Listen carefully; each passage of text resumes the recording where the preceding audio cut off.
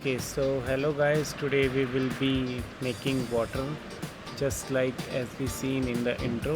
So first of all, I have loaded the water box in VMD, and then first step is to select, then go to graphics, representation, then you can change the coloring method to color ID. Here you can select the color as ice blue and then materials as transparent. We will show it later. Second, for the drying method, you can select it to quick serve option like this, and you can just increase the radius scale up to 1.3.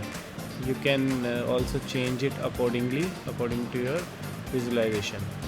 Second, we will go to display and we will turn off the depth queuing option. Again, we will go to turn off the axis. Also, we will go to render mode and we will just select GLSL. Then we will go to display again and select the orthorhombic representation. Again, we will go to colors, display, then background.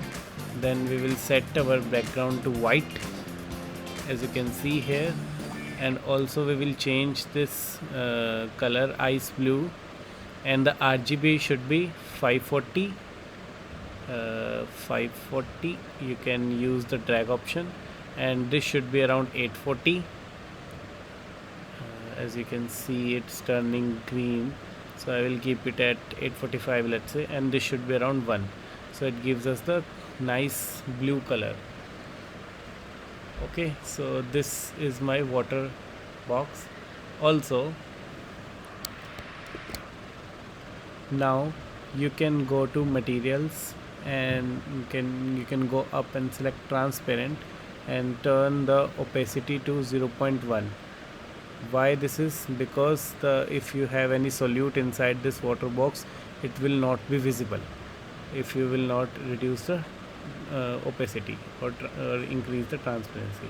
So this is our final water in a box.